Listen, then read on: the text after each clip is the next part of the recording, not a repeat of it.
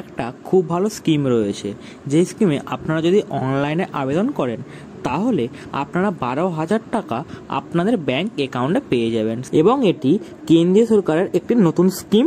এই স্কিমে অনলাইনে অ্যাপ্লাই শুরু হয়ে গিয়েছে। তবে কোন স্কিম, কিভাবে আবেদন করবেন, কি কি ডকুমেন্ট লাগবে এবং কি কি বিষয়বস্তু আপনাদের অনলাইনে ফর্ম ফিল আপের সময় লাগবে, সেই সমস্ত কিছু আজকে আপনাদেরকে ভিডিওর মাধ্যমে দেখিয়ে দেবো। তো ভিডিওটি লাস্ট পর্যন্ত দেখতে থাকুন। ভিডিওটি ভালো লাগলে চ্যানেলটিকে অবশ্যই সাবস্ক্রাইব করে দেবেন। এনডিএ সরকার ক্ষমতায় আসার পরই পুনরায় শৌচালয় যোজনার কাজকর্ম করা হলো। আর এবার থেকে এই শৌচালয় যোজনার আওতায় 12,000 টাকার অনুদান পাবে সমগ্র ভারতের সাধারণ জনগণ।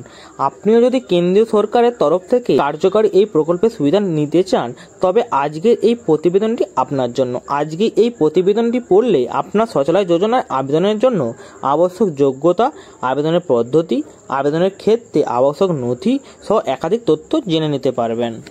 শৌচালয় যোজনা ক্ষমতায় আসার পর থেকে এনডিএ সরকারের তরফ থেকে শৌচালয় যোজনার সেকেন্ড ফেজ লঞ্চ করা হয়েছে। সমগ্র ভারতব্যাপী এমন প্রচুর সংখ্যক মানুষ রয়েছে যাদের নিজস্ব শৌচালয় নেই, আর সেই সমস্ত মানুষকে শৌচালয় প্রদান সহ নির্মলতা অভিযান প্রচারে স্বার্থে কেন্দ্র সরকারের তরফে স্বচ্ছ ভারত মিশনের আওতায় শৌচালয় যোজনা কার্যকর করা হয়েছে।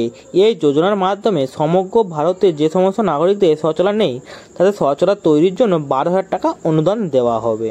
আবেদনের ক্ষেত্রে আবশ্যক যোগ্যতা: বিপিএল তালিকাভুক্ত পরিবার, তপশিল জাতি ও উপজাতি পরিবার, প্রান্তিক চাষি এবং জমিহীন শ্রমিকরা এই যোজনার সুবিধা পাবেন। এছাড়াও যে সমস্ত পরিবারের শারীরিকভাবে প্রতিবন্ধী ব্যক্তি রয়েছেন তারাও এই প্রকল্পের আওতায় আবেদন জানাতে পারবেন।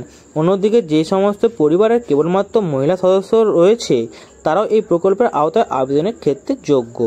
কিন্তু যদি উপরোক্ত পরিবারগুলি কোনোটিতে শৌচালয় না থাকে তবে উক্ত পরিবার সদস্যরা এই প্রকল্পের আওতায় আবেদন জানাতে পারবেন এবং শৌচালয় নির্মাণের জন্য অনুদান পাবেন।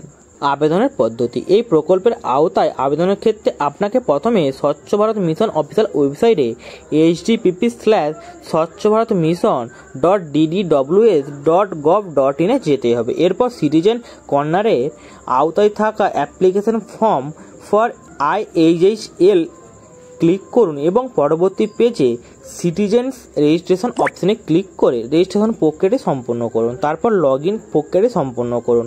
নিউ অ্যাপ্লিকেশন অপশনে ক্লিক করুন এবং আবেদনের ক্ষেত্রে অবশ্যই সমস্ত তথ্য সঠিকভাবে পূরণ করুন।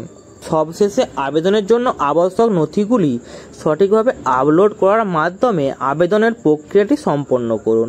আবেদনের প্রক্রিয়াটি সম্পন্ন হওয়ার পর ব্লক অথবা ডিস্ট্রিক্ট অথরিটির তরফ ফিজিক্যাল ভেরিফিকেশন প্রক্রিয়াটি সম্পন্ন করা হবে। ভেরিফিকেশন প্রক্রিয়া শেষ হলে আবেদনকারী অ্যাকাউন্টে কেন্দ্রীয় সরকারের তরফে সরাসরি 12,000 টাকা অনুদান ট্রান্সফার করে দেওয়া হবে। আবেদনের ক্ষেত্রে আবশ্যক নথি: 1. আবেদনকারী আধার কার্ড লাগবে। 2. আবেদনকারীর ব্যাংক অ্যাকাউন্টে সমস্ত তথ্য লাগবে। 3. একটি বৈধ মোবাইল নম্বর লাগবে। তো বন্ধুরা, এই ছিল আজকের আমার ভিডিওটি ভালো লেগে থাকলে চ্যানেলটিকে অবশ্যই সাবস্ক্রাইব করে দেবেন এবং ভিডিওটি লাইকও করে দেবেন।